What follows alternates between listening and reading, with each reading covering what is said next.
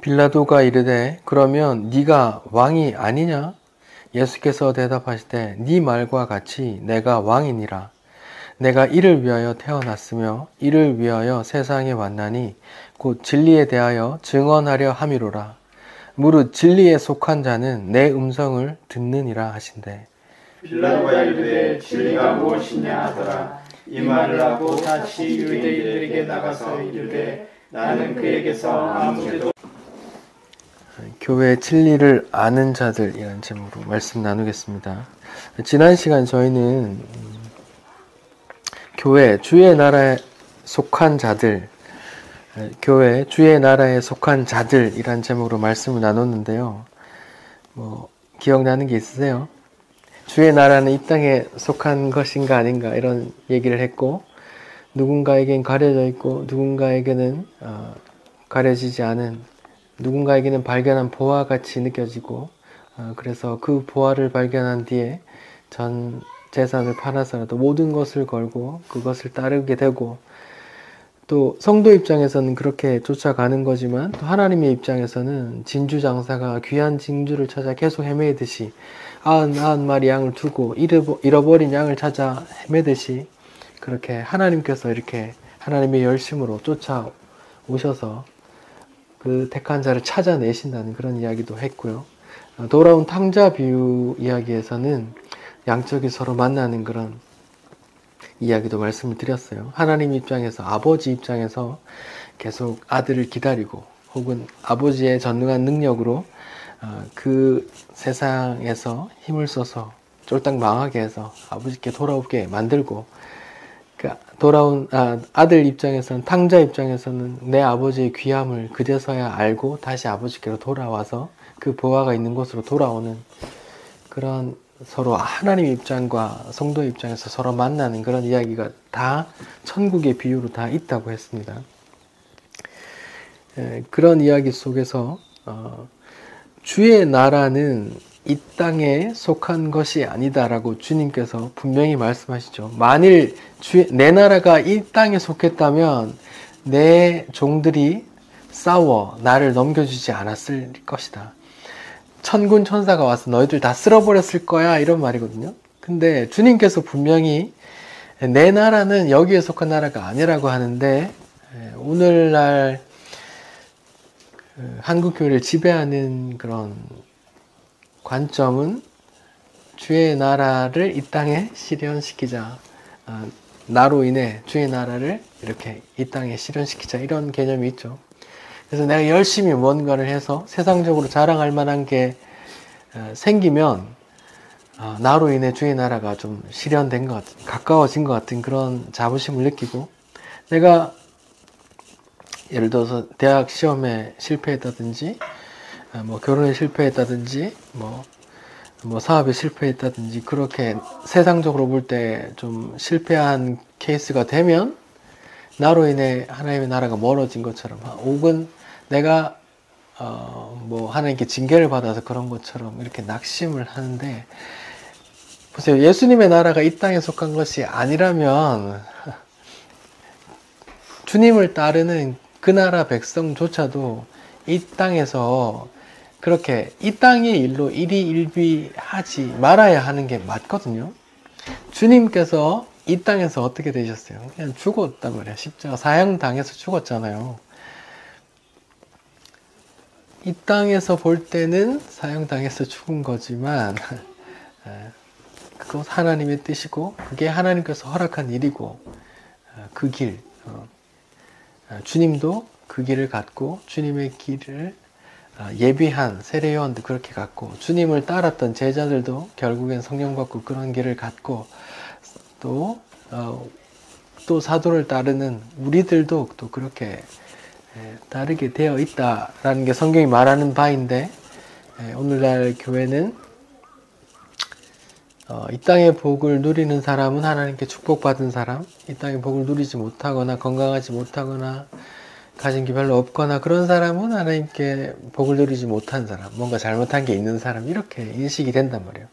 아닙니다. 오해하지 마시고 낙심하지 마시고 세상적으로 잘났다고 자랑도 해서 안 돼요. 주님의 나라는 이 땅에 속한 것이 아니기 때문입니다. 오히려 베드로후서 3장 7절에 보면 이 땅은 불로 사르기 위하여 이렇게 잠시 보관하고 보호하고 있다고 하거든요. 그러니까 심판에서 없어질 이 세상이란 말이에요. 근데 한국 교회는 안타깝게도 이 땅을 계속 실현하려고 하고 힘을 키워서 정치 세력화해서 뭔가를 싸워서 이뤄내려고도 하고 또 그렇게 일희일비한단 말이에요. 그런 게 일단 성경하고 좀 맞지 않다. 성경 주님 계속 말해요. 세상으로부터 미움받을 것이다 라고요. 근데 오늘 교회에서 하는 말은 예수 믿으면 잘 돼야지, 그래야 전도도 되지 이러면서 이렇게 세상적인 걸 바라잖아요.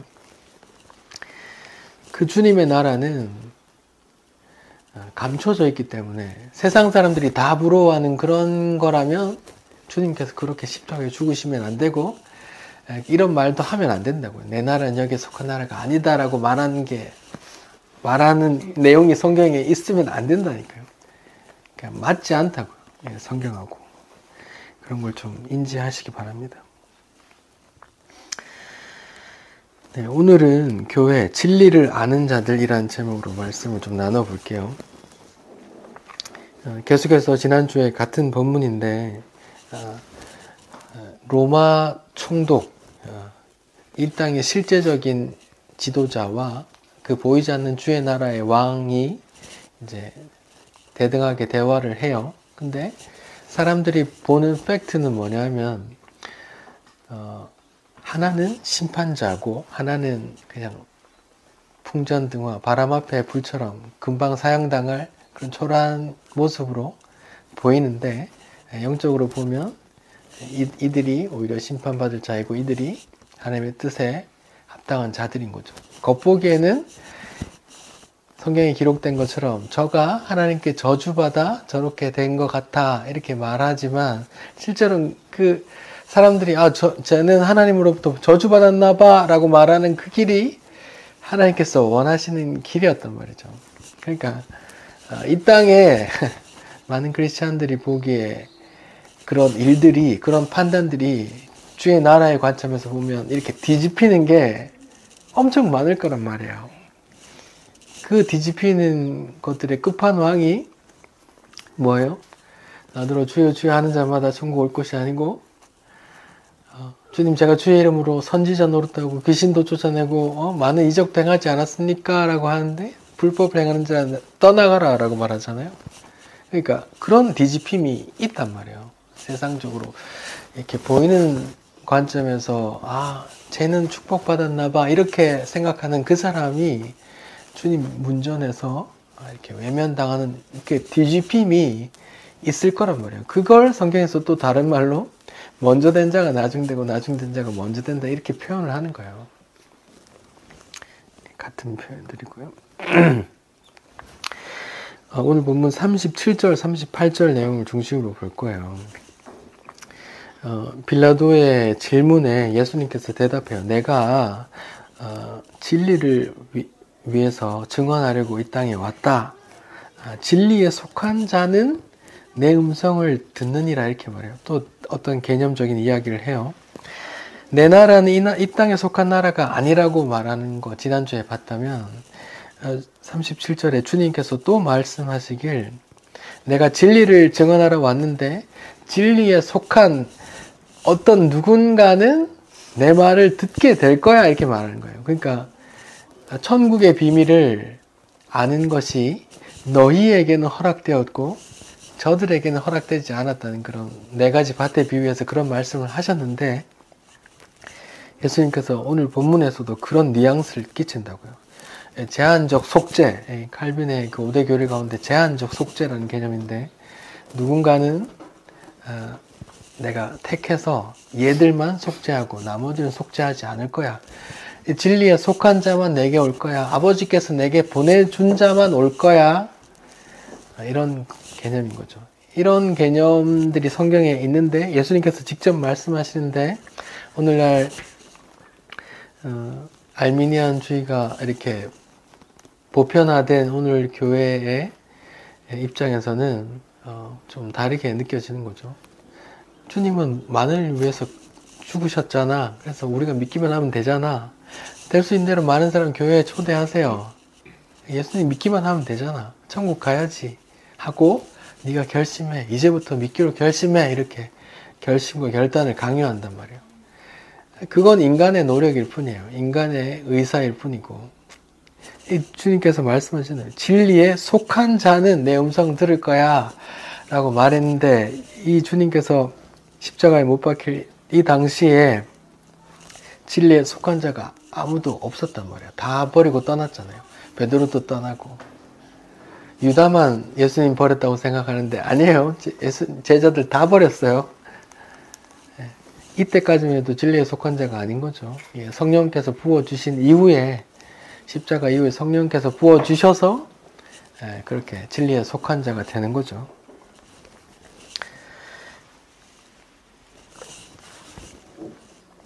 빌라도가 이렇게 이 음성을, 이런 말을 듣고 진리에 대해서 논하니까 가당치가 않은 거예요. 빌라도 입장에서는.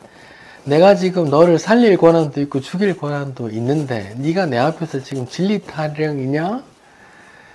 이런 말이거든요. 진리가 뭔데? 네가 생각하는 진리가 뭔데? 너 이제 곧 죽을지도 몰라. 나한테 싹싹 빌어야지. 무슨 진리 타령이야?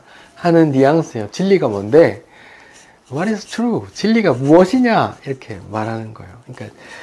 그러니까 이렇게 질문을 던지고 예수님께서 답하고 이런 개념이 아니라 이렇게 무엇이냐 말하고 이 말을 하고 유대인에게 나서 이렇게 말한단 말이에요. 그러니까 진리에 대해서 들으려고 예수님께 질문한 게 아니라 비아냥, 비꼬음이거든요. 야, 뭐, 니 곧 죽을 놈이 나한테 지금 싹싹 빌어도 모자라는데 무슨 진리 타령이야. 네가 생각하는 진리가 뭔데? 진리가 지금 널 구해줄 것 같아? 진리가 밥 먹여주냐? 이런 말이거든요. 진리가 밥 먹여줍니까?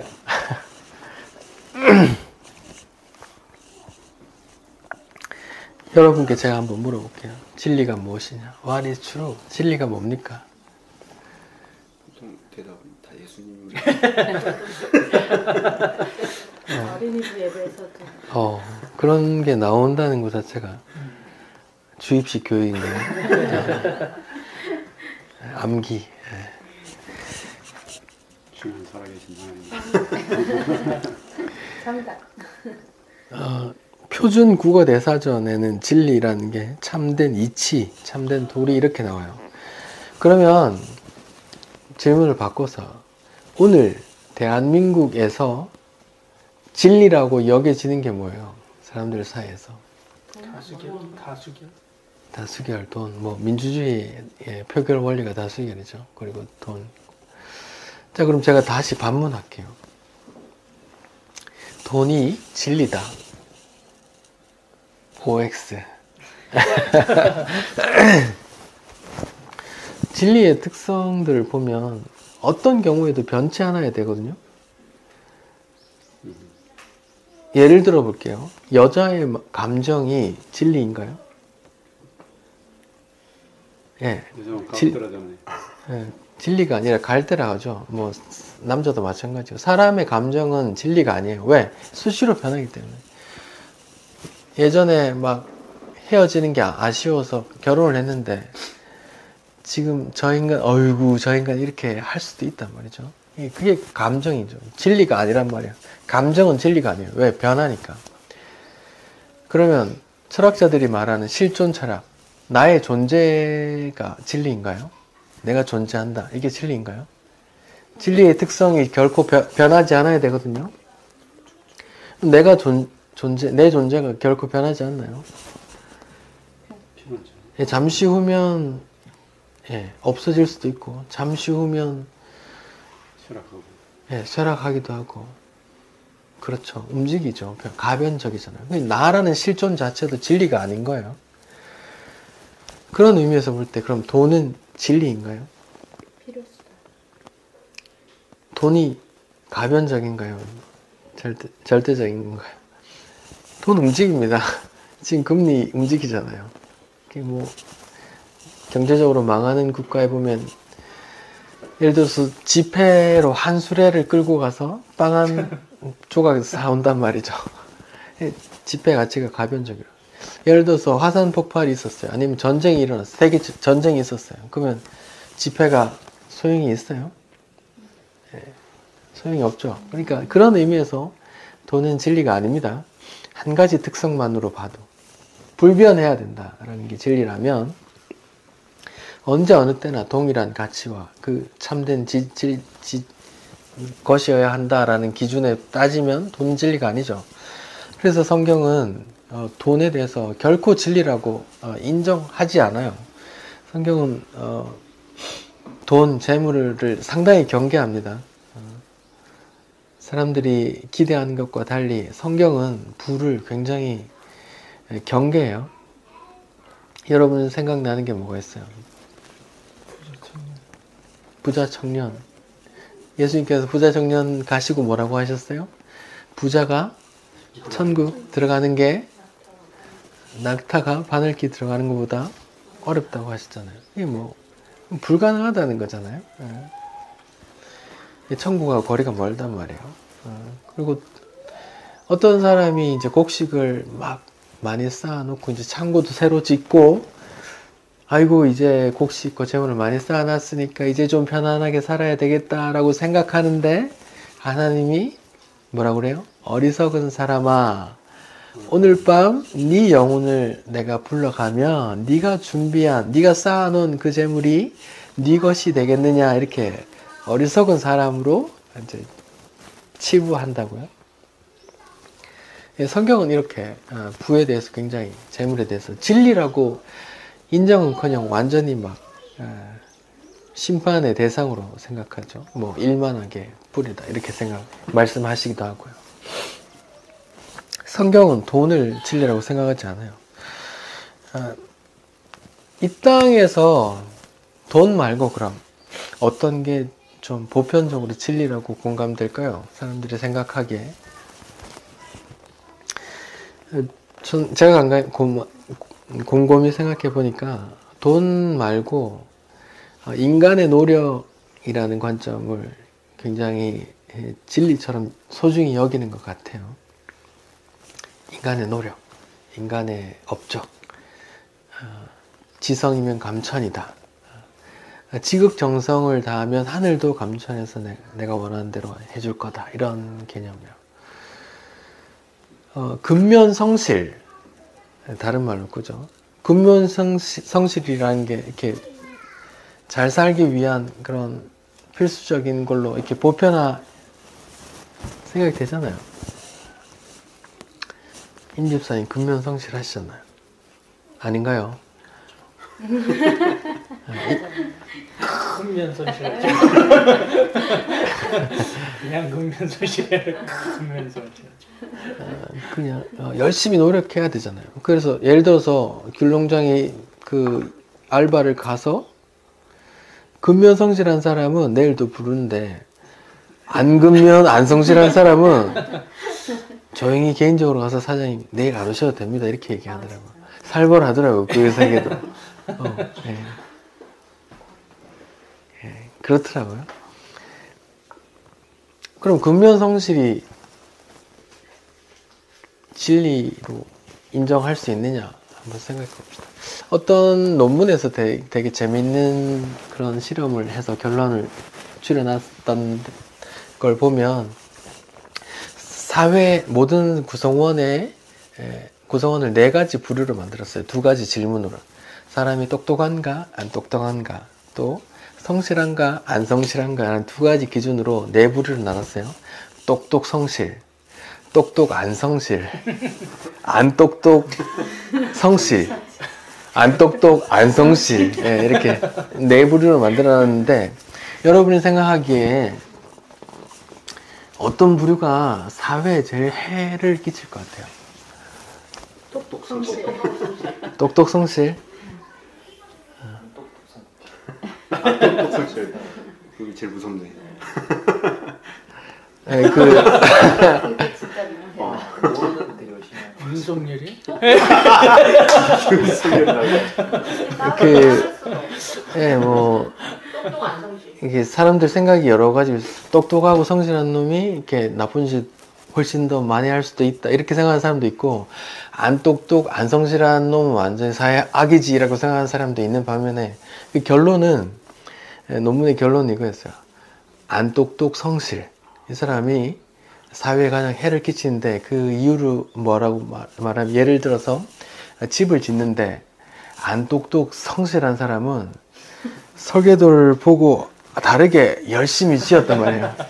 그러면 다른 사람이 와서 그걸 허물고 다시 지어야 돼. 게으른 사람은 그냥 거기서부터 다시 지으면 되는데 그 안 똑똑 성실한 사람은 열심히 했는데 그걸 다시 다 허물고 새로 지어야 된다는 거예요. 그러니까 사회에 제일 해악을 끼치는 사람이 안 똑똑 성실한 사람이라고 말하더라고요.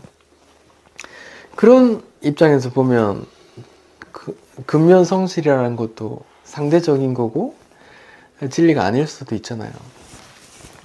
귤 따는데 보면 어떤 사람 이렇게 꼭지를 제대로 안 따서 빨리 딴다고 자기는 빨리 많이 따 이렇게 얘기하면서 막 하는데 이렇게 꼭지가 달렸어요, 귤에.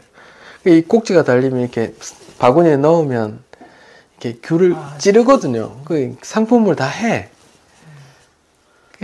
옆에 앉아서 사장이 나보고 그 옆에 다 골라서 다 자르래. 나도 귤 따야 되는데. 그러니까 그 사람이 열심히 막 이렇게 했는데 이제 사장이 원하는 대로 안 하는 거죠. 다시 따로 얘기. 나오면 죽어. 예, 그러니까 근면 성실이라는 것도 어떻게 보면 이제 진리가 아닐 수 있는 거예요.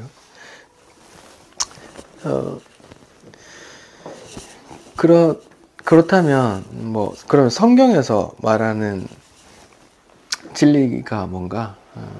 What is true? true가 뭐냐? 진리가 뭐냐? 성경은 진리가 뭔지 그냥 분명하게 정의를 내리는 구절이 많이 있어요. 진리가 뭐다 이렇게 말씀 한번 봅시다. 시편 119편 시편 119편이요.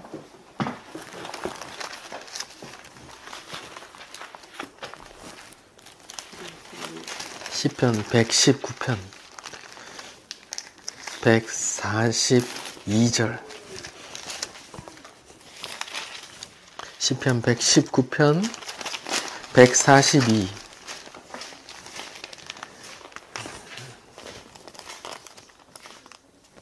같이 읽어볼까요? 시작. 주의 는 영원한 의요 주의 율법은 진리로소이다. 네, 여기 진리가 뭐가 진리라고 말해요? 주의 율법이라고 나오죠. 주의 율법이 주의 율법, 주의 계명, 주의 말씀 다 같은 말이에요. 151절 151절 읽어봅시다. 시작. 여호와여 주께서 가까이 계시오니 주의 모든 계명들은 진리니이다. 여기 진리가 뭐래요? 주의 모든 계명들. 그러니까 주의 율법, 주의 계명, 주의 말씀 다 같은 말이에요. 시편 160절을 읽어봅시다. 160절 시작. 주의 말씀의 강령은 진리니 주의 의로운 모든 규례가 영원하니라. 지금 계속 주의 율법, 주의 계명, 주의 말씀 다 같은 말이에요. 그러니까 이렇게 정의, 그러니까 이건 이거야라고 분명히 정의 내리는데 이 구절 말고도 많이 있는데 그냥 분명하게 성경은 말해요. 진리는 하나님의 말씀이다 이렇게 그냥 못 박아요. 신약을 한번 볼까요? 요한복음 17장이에요. 오늘 본문의 앞장에 요한복음 17장 17절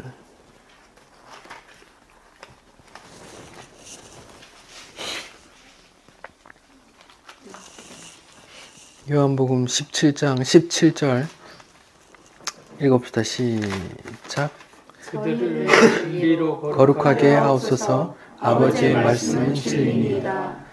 신약에도 마찬가지죠. 뭐가 진리라고 나와요? 말씀. 예, 하나님의 말씀, 아버지의 말씀이 진리래요. 그러니까 진리는 뭐다, 뭐가 진리다 이렇게 그냥 분명하게 딱 못 박았어요. 주의 말씀이 진리다, 돈이 진리다, no. 인생이 진리다, no. 실존 철학이 진리다, 뭐 이런 게 아니고 그냥 하나님의 말씀이 진리다 이렇게 못 박아요.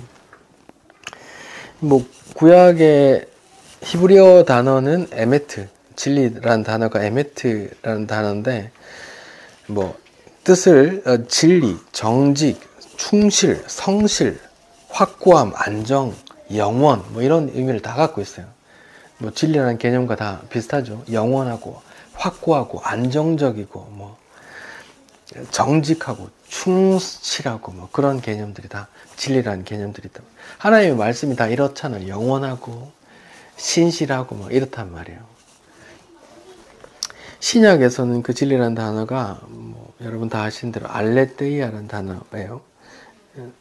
헬라어 단어는 알레테이아인데 진리, 진실, 올바름, 뭐 겉모양 말고 실제 뭐 이런 개념들이 있어요.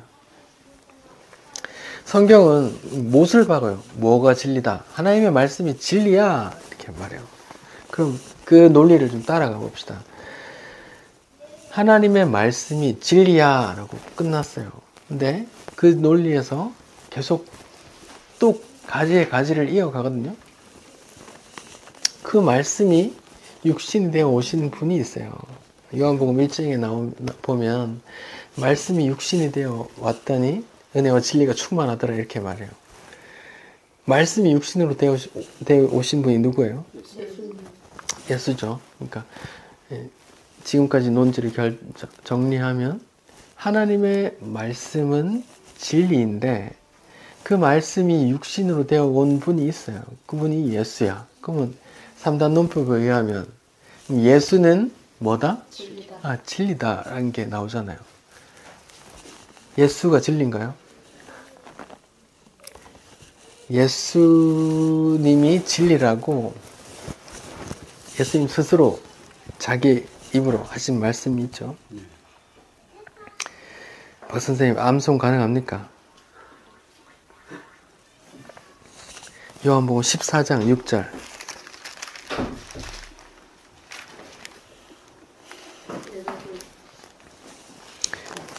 요한복음 14장 6절. 다 같이 읽어봅시다. 시작. 예수께서 가라사대 내가 곧 길이요 진리요 생명이니 나로 말하지 않고는 아버지께로 올 자가 없느니라. 네, 예수님께서 직접 그러니까 자기 입으로 시인을 해요. 내가 진리야 이렇게 말해요.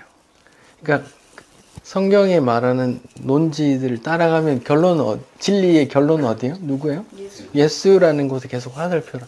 모든 성경이 그렇듯이 진리라는 것도 그 화살표를 따라가다 보면 누가 나와요? 예수가 나오는 거예요. 예수가. 재밌죠? 뭐 요한복음 제가 읽어볼게요. 5장 39절에 너희가 성경에서 영생을 얻는 줄 생각하거니 하고 성경을 연구하거니와 이 성경이 곧 내게 대해 증언하는 거야. 여기서 성경은 구약을 말하고 구약 성경이 다 날 증거하는 거야 라고 말하고 요한복음 20장 31절에 보면 이걸 기록하는 건 이유는 오직 이것을 기록하면 너희로 예수께서 하나님의 아들 그리스도이심을 믿게 하려 하며 또 너희로 믿고 그 이름을 힘입어 생명을 얻게 하려 함이니라 이렇게 말해요. 요한복음 20장 31절에도 계속 말하는 거예요. 내가 이걸 기록하면 이 성경 전체의 기록 이유이기도 해요. 요한복음의 기록 이유이기도 하고 성경 전체의 기록 이유이기도 해요. 내가 이걸 기록하는 건 너희로 예수께서 하나님의 아들 그리스도이심을 믿게 하고 그 이름을 힘입어 생명을 얻게 하려 함이야 라고 이제 성경에 목적이 쓰여 있는 거죠.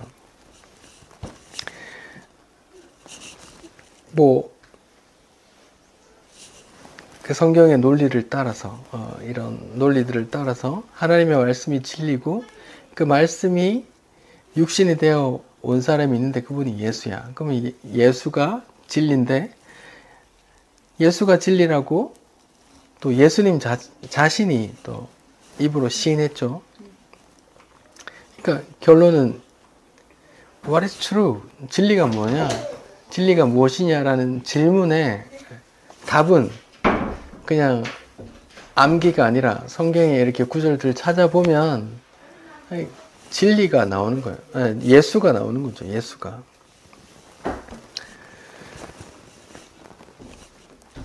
모든 성경이 다 예수를 증거하는 거죠. 구약, 신약 제가 몇 번 반복해서 말씀을 드렸죠. 구약 뭐예요? 옛 약속, 신약 새 약속이에요.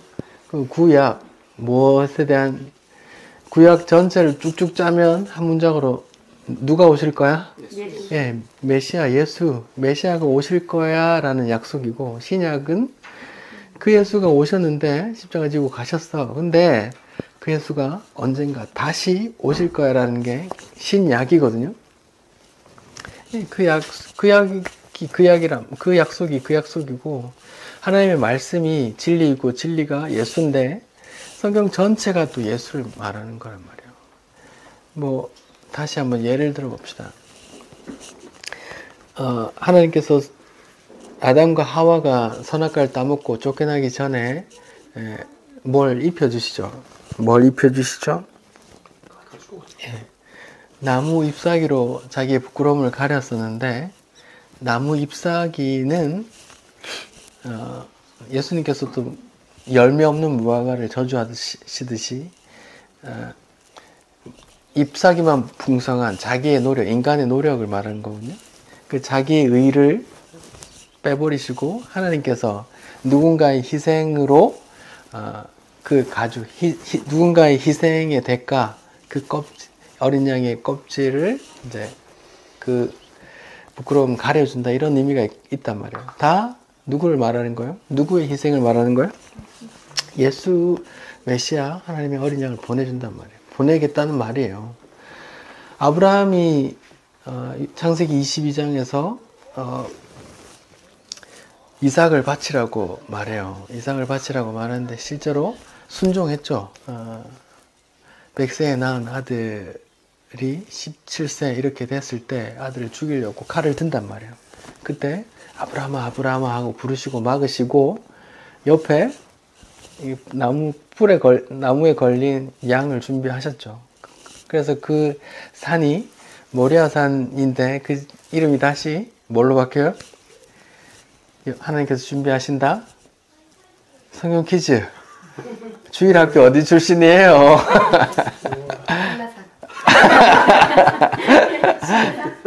동생 여호와 이래.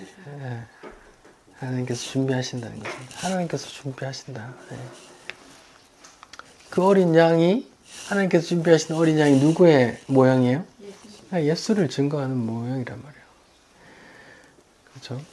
그 출애굽의 마지막에 6월절에 근원이 된 10번째 장, 첫째 것은 다 죽이는 그 사망의 그림자가 올 때 그 어린 양의 피가 발려진 문설주의 그 집은 사망의 그림자가 넘어가더라. 너물월해서 6월절이 됐어요. 그 사망의 그림자가, 하나님의 심판의 그림자가 그 어린 양의 피를 보고 헉 하고 이렇게 넘어가더라, 이런 건데, 그 피로 인해서 그 이스라엘이, 그 집 안에 있는 이스라엘이 구원을 얻더라, 이런 거잖아요. 누구의 희생으로 구원을 얻는다, 이거 예수의 복음을 다 얘기하는 거란 말입니다.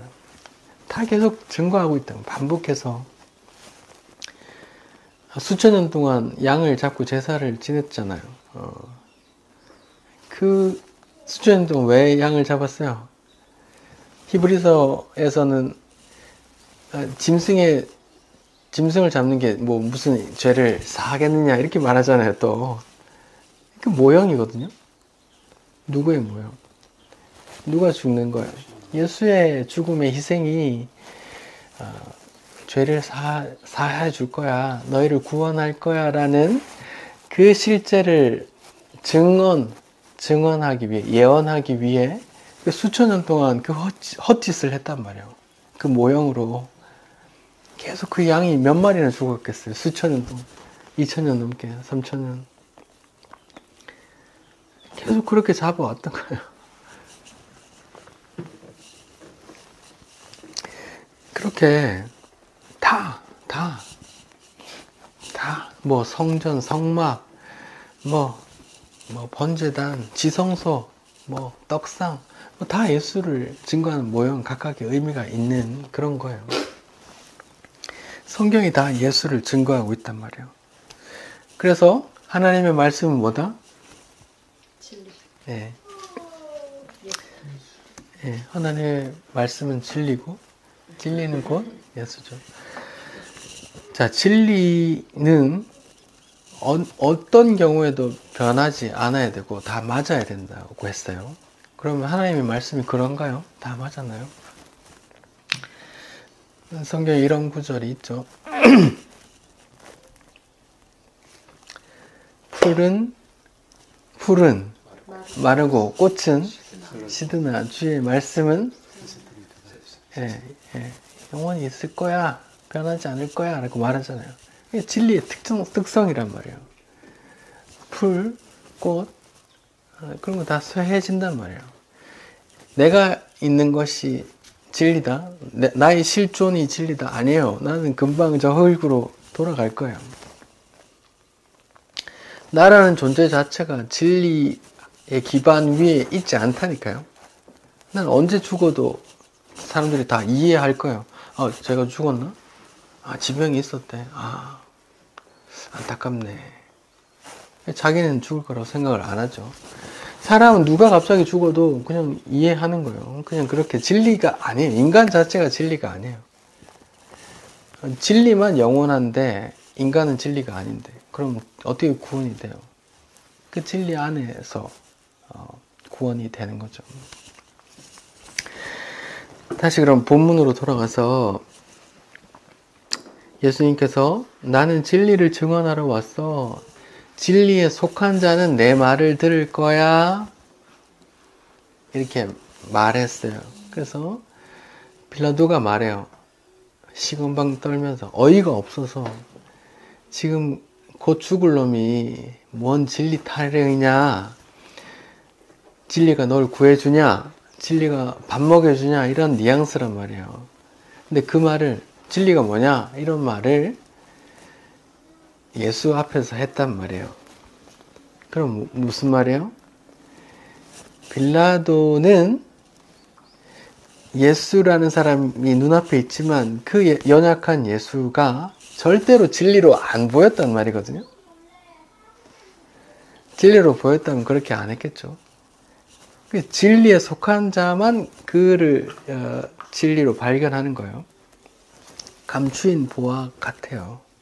지난주에 말씀드렸듯이 세례 요한, 성령 충만했던 세례 요한이 예수를 딱 걸어오는데 발견한단 말이에요. 그렇게 발견한단 말이에요.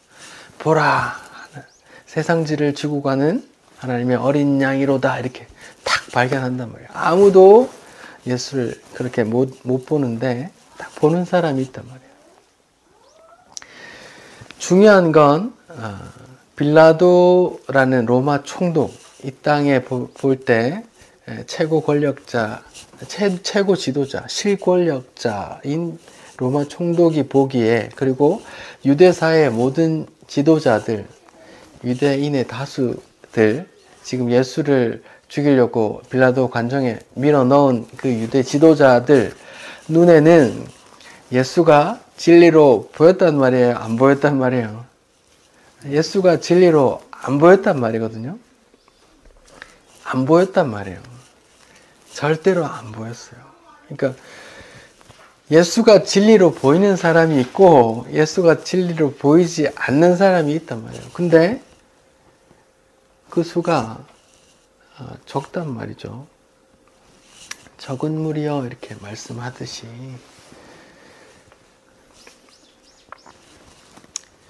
지난주와 계속 연결되는 본문이죠. 하나님 나라가 숨겨져 있고 누군가에게는 보이고 누군가에게는 보이지 않고, 그 나라 왕도 누군가에게는 보이고 보이지 않고, 진리라는 것도 누군가에게는 보이고 누군가에게는 보이지 않는단 말이에요. 근데 그게 어떻게 보이느냐, 어떻게 발견하느냐? 성령으로 발견하게 된단 말이에요. 성령. 제자들도 다 떠났지만 그 오순절 다락방 사건에서 성령이 부어짐으로 그때부터 성령 감동받은 자로 예수를 증언하고 다녔어요. 목에 칼이 들어와도 예수는 예수야, 진리야, 이렇게 증언하고 다녔단 말이에요. 바울이라는 사람도 하나님을 누구보다 잘 믿었고 율법으로는 흠이 없다고 하는 사람이지만 진리를 못 봤죠. 근데 진리가 찾아오셨어요. 다메섹으로 가는 길에 사울아 사울아 네가 왜 날 핍박하느냐, 네 신이니까 네가 핍박하는 예수다, 이렇게 말하는 거죠. 그때 이렇게 성경의 표현을 눈에 꺼풀 같은 게 벗겨졌다 이렇게 표현하잖아요. 맹인을 보게 하시는 거거든요. 이때까지는 진리로 보지 못했어요. 그러니까 모든 하나님의 택한 자들은 다 그런 과정이 있단 말이에요. 절대 진리로 보지 못하는 그런 사람, 그냥 종교인으로서 수많은 유대인들처럼 자기 열심으로 이렇게 내가 열심히 율법 지키면, 내가 열심히 교회에 나와서 예배 참석하고 헌금 많이 하고 봉사 많이 하면 나는 천국 1순위 티켓을 받겠지 하고 한단 말이에요. 그거하고 그런 자들이 이렇게 눈이 가려진 자들이란 말이에요. 바울처럼 진리가 찾아오셔서 그 눈꺼풀을 벗겨주실 때, 김 목사님은 이렇게 성령의 폭력성 이렇게도 표현을 하시던데, 이렇게 하나님의 나라가 뚫고 들어와서 나를 점령해버린 이렇게 표현하시죠. 진리가 나를 이렇게 한번 뚫고 이렇게 찾아와 버리면 이제 그때부터 서서히 이제 세상은 날 보고 죽었다고 하고 나는 세상 보고 죽었다고 하고 서로 죽었다고 하는 그런 관계가 미끄러져 가요. 자기가 가기 싫어도 그렇게 미끄러져 간단 말이죠. 빌라도의 뉘앙스는 진리가 뭐냐? 진리가 밥 먹여줘? 이런 뉘앙스였어요. 진리가 안 먹여주더라고요. 당장 저도 귤밭에 가서 이렇게 하루 10만 원씩 이렇게 열심히 일해야 받더라고요. 제가 세상에 나가보니까 노력이라는 게 얼마나 귀하게 여겨지는지, 안 노력하면 내일 나오지 마세요. 뭐 하나 당장 10만 원을 벌려고 해도 노력이 필요하고 인간의 노력이 필요하고 이렇게 한단 말이에요. 교회도 그런 원리가 지배해서 교회를 부흥시키려고 하니까 뭐가 필요해요? 인간의 노력이 필요하단 말이에요. 그래서 계속 인간의 노력을 독려하고 이렇게 계속 키워 나가려고 전도하고 축제하고 봉사하라고 하고 한단 말이에요. 근데 그건 인간의 노력이란 말이에요. 바울이 율법에 흠이 없던 것처럼 내가 하는 거란 말이죠. 근데 그렇게 내가 아무리 해도 진리에 이룰 수 없거든요. 왜? 난 죄인이니까. 근데 진리가 찾아와서 내가 그 진리를 만나고 내 눈꺼풀이 띄어지고 날 때부터 소경된 자가 예수를 보는 것처럼 그렇게 된단 말이에요. 그런 과정을 거친단 말이에요. 진리가 밥을 안 먹여줍니다. 진리가 우리 몸뚱아리를 보호해 주지도 않더라고요. 보세요. 하나님 말씀이 진리이고 그 말씀이 육신이 되어 오신 예수가 진리인데, 하나님이 그 진리 대신 진리 자체이신 예수를 보호하셨어요? 그냥 죽게 내버려 놨어요? 예, 하나님께서 진리 자체이신 분도 그렇게 죽게 내버려 두셨어요. 예, 그 진리를 앞서 미리 그 길을 예비하라고 보낸 세례 요한도 어떻게 했어요? 예, 이렇게 소녀의 춤값으로 이렇게 목이 잘려져서 쟁반에 담겨져서 바쳐졌단 말이에요. 진리가 우리 몸을 보호해 줍니까? 안 보여요? 우리의 안위를 보호해 줍니까? 아닙니까? 안 해준다니까요? 왜? 지난주 말씀처럼 주의 나라는 이 땅에 속한 것이 아니기 때문이에요. 우리 말씀 하나 찾아봅시다. 마태복음 10장 28절이요. 마태복음 10장 28절이요.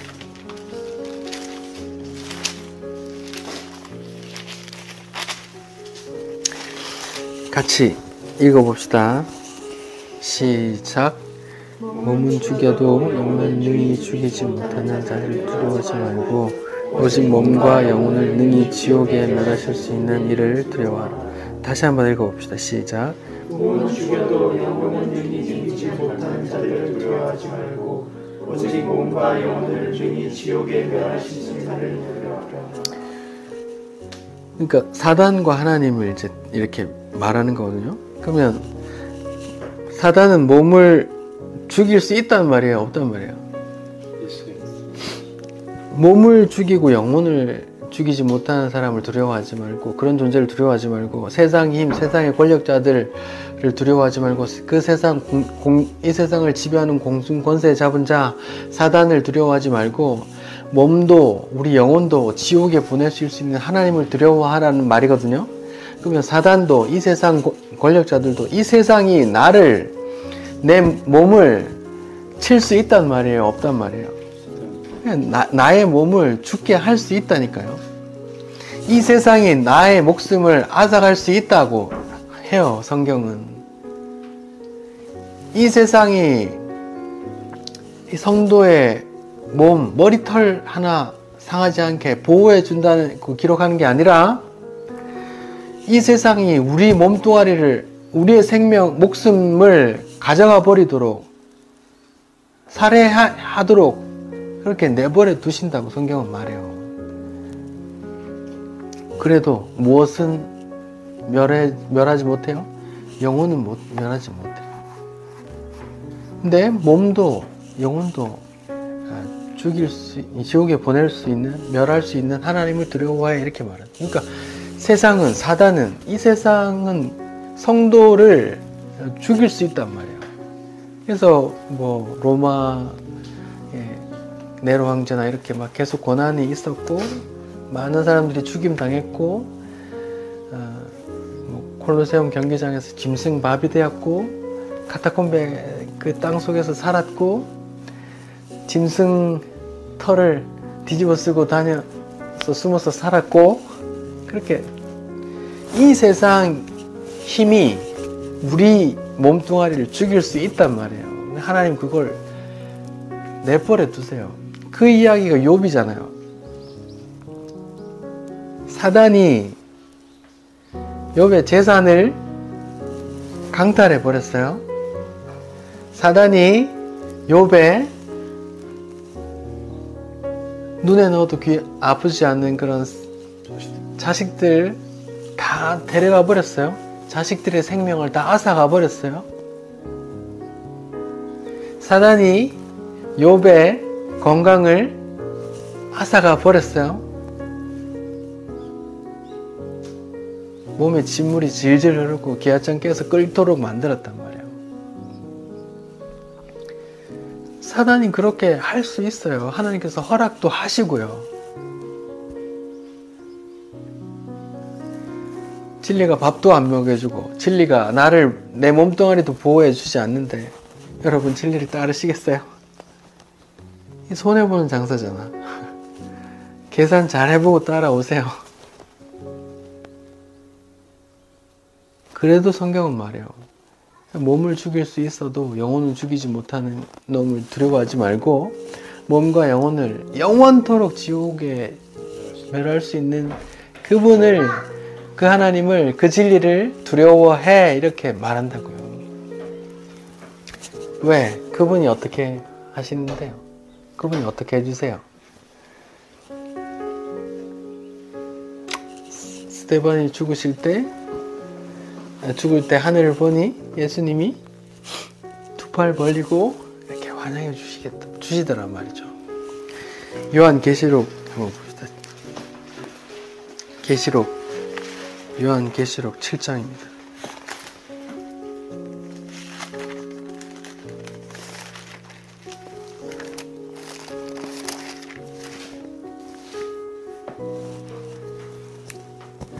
(13절부터) 함께 읽어봅시다. 함께 13절부터 요한계시록 7장 13절부터 17절까지 시작. 장로 중 하나가 대답하여 너에게 이르되 이 흰옷 입은 자들이 누구며 또 어디서 왔느냐. 내가 말하기를 내 주여 당신이 아시나이다 하니 그가 나에게 이르되 이는 큰 환난에서 나오는 자들인데 어린 양의 피에 그 옷을 씻어 희게 하였느니라. 그러므로 그들이 하나님의 보좌 앞에 있고 또 그의 성전에서 밤낮 하나님을 섬김에 보좌에 앉으시니가 그들 위에 장막을 치시리니 그들이 다시는 줄이지도 아니하며 목마르지도 아니하고 해나 아무 뜨거운 기운에 상하지도 아니하리니 이는 보좌 가운데 계신 어린 양이 그들의 목자가 되사 생명수 샘으로 인도하시고 하나님께서 그들 눈에서 모든 눈물을 씻어 주실 것입니다. 이 약속이 있기 때문에 그 길을 간단 말이에요. 비록 이 땅의 삶이 패배자처럼 보이더라도 그 진리를 따라가는 사람이 있는데 그들은 어떻게 그렇게 따라가느냐 하면 이 주의 약속이 있단 말이에요. 그 신부가 신랑을 기다리는 그 소망이 있단 말이에요. 그날 주께서 내 눈물 다 닦아주시고 아이고 고생 많았다고 진심으로 안아주시는 그런 장면을 소망한단 말이에요. 그런 걸 소망하라고 이제 다른 본문에서는 뭐라 그래요?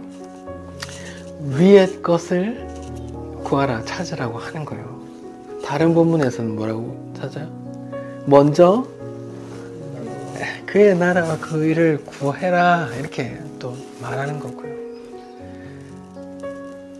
이 땅의 것 구해라, 먼저 이 땅의 것 구해 이렇게 말씀하지 않고 혹 네가 이 땅에서 목배임 당해도 약속을 믿고 믿음으로 그 나라 바라보고 따라오렴 이렇게 말하는 게 성경이고 진리란 말이에요. 보이는 나라에서 잘 먹고 잘 살게 너에게 축복 줄게 보이는 게 다야 이렇게 말하는 게 절대 아니란 말이에요. 오늘날 기독교는 뒤틀렸어요. 맘모니즘에 뒤틀렸고 자기의로 뒤틀렸고 알미니안으로 뒤틀렸고 뒤틀렸어. 성경이 말하는 바는 분명히 달라요. 누군가는 백날 성경을 봐도 이런 게 안 보이고 누군가는 보인단 말이에요. 빌라도와 그 유대인들이 예수를 진리로 발견하지 못했던 것처럼 지금도 수많은 사람들이 성경을 보고 수많은 사람들이 교회에서 열심을 다하지만 누군가에게는 보이고 누군가에게는 보이지 않는단 말이에요. 제한적 속죄의 개념이란 말이죠. 그분이 이끌고 가지 않으면 누구도 그 길을 어찌 가겠어요? 서글퍼서 어떻게 가겠어요? 이 땅에 그 하나 안 주시면 심지어 뭐 밥도 안 주시고 목숨도 누군가 앗아가도록 강도 살인을 만나도록 교통사고 당하도록 큰 암에 걸려서 죽도록 허락해 두시는데 누가 그 길을 갈 수 있겠어요? 근데 성령께서 붙들고 끌고 가신다니까요. 성령을 다른 말로 진리의 영, 주의 영이라고도 말하거든요. 그가 와서 나에 대해서 말해줄 거야. 내가 어떤 사람인지, 내가 나중에 너희들을 어떻게 끌어안아주고, 내가 니들 눈물을 어떻게 닦아줄 건지, 그 성령께서 알게 해줄 거야 라고 계속 반복해서 말씀하는 게 성경이란 말이에요.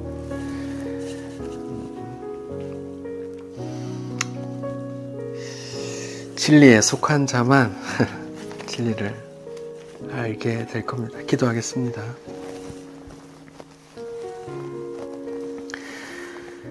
주님, 많은 사람이 예수를 진리로 알아보지 못했습니다.